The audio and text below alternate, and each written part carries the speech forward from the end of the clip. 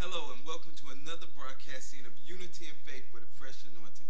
I'm Pastor Jerry Johnson and I'm sitting here today with an iconic figure in the civil rights movement, a living legend, Mr. Roseco Jones. I am so honored to be sitting here with him. He holds a wealth of information within him, and it is my privilege to sit here with someone who's done so much within his lifetime. Mr. Roseco Jones, welcome to our program. Thank you very much, Pastor. Well, Mr. Jones, I believe, and I just hope, just as many of our viewers are very interested in the journey that you've been on, this extraordinary life that God has allowed you to live, and the things that He's allowed you to make it through and be a part of. Can you just share your story with us? Yes, I'm Roseco Jones Sr. I was born and raised here in Meridian, Mississippi. I attended school here. I went through 6th grade at East End Elementary. We were the first class to go completely through Magnolia. We were the first 7th graders to go in there, and then we graduated as 9th graders. We were the first full class to go through there and graduate. Then I went on over to Harris and attended Harris from 10th grade through 12th grade, graduated in 1965.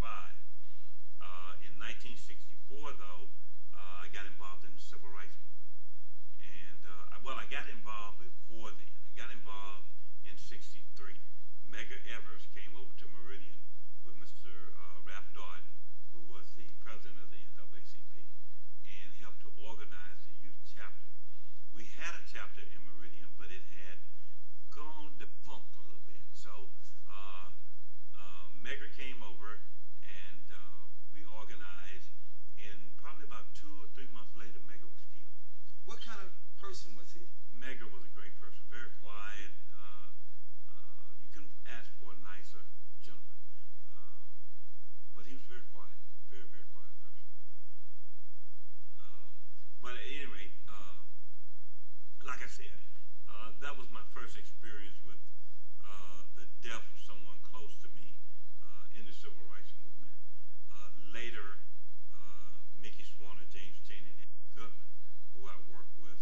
Now, Andy was only in Mississippi for 24 hours. And I met him that night at Magnolia Park. As a youth, I was very involved. We ran the park. We had what we call a team center, a team council, and there was about 14 of us. Where was this park located? Magnolia. Magnolia Park. Yes. Where you see the building there now, that was our team center. Okay. The whites had a team center, and we had a team center. And there was 14 of us that ran the team center. We had jackets, whole 9 yards. We were the one, law and order. You know, we made sure we conducted the dances and those type things, and we kept everybody in order. And we didn't really have a problem. Well, we had Mr. Sudbury, who later became one of the first black police officers. Mr. James Sudbury. You couldn't find a better man either. He was like our daddy. But he became one of the first 5 black police officers that we got. And he was security over there. Billy Joe Jones was running the center at the time. But now you got to remember, it was black. We did not go to the white center, which is up there at Fire Station number 1 on 26th Avenue and 14th. Yes. That's where the white team center was. You know, and then we were over at Magnolia. What was the atmosphere like here then in 63, 64? What was the climate like here? You know, really, the racial climate here, I mean, you know, we got eggs thrown at us and called names and this type of thing, but as far as brutality and all of this, yeah, you didn't find that much of it. The first demonstration we had in Meridian was at Woolworth's, the old Woolworth store on Fifth Street, and we went in there on May the 30th of 1964 on a Saturday morning, and we sat at the lunch counter and was immediately arrested, and we spent a whole week in jail.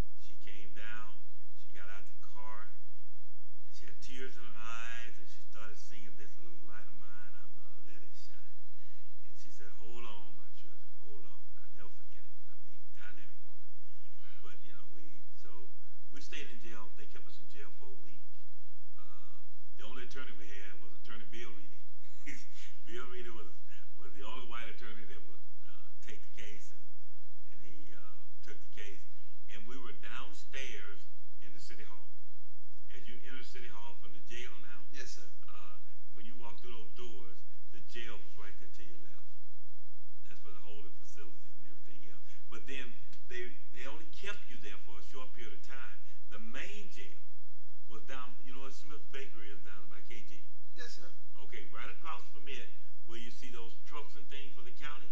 Well, that's what the dog pound, where the animal control. Yes, sir. Well, that was the jail right there. That was the jail site. It was a Wow. three-story building, and they had blacks on upstairs and the whites downstairs. So they didn't even integrate in the jail. It was that type of thing. And my first encounter with racism was we used to come to town, and Mark's Rockenberg, where the Riding Center is now, that was Mark's Rockenberg. And we went in there to buy something, and I wanted some water. And I went over, I didn't look at the sign, and I started drinking the water, and the lady came over and smacked me, and my grandmother looked at her and said, "You better not put your hands on me anymore." And she says, "You better not drink that water anymore." She said, "Drink as much of that water you want to."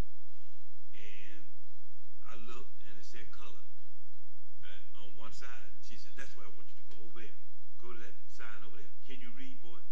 And I said, "Yes." And she said, "Well, that's where you go from now on. This is white. This is for us. You don't drink out of our fountain."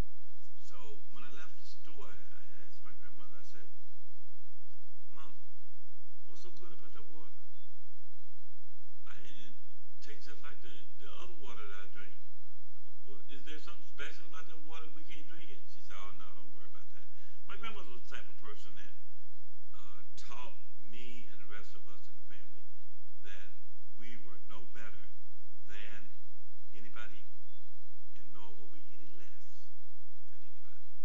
And to treat people the way you want to be treated, and you'll get along much better in the world. But now she was not nonviolent. I remember Mickey coming and said, "Miss Robinson, we want you to join the movement."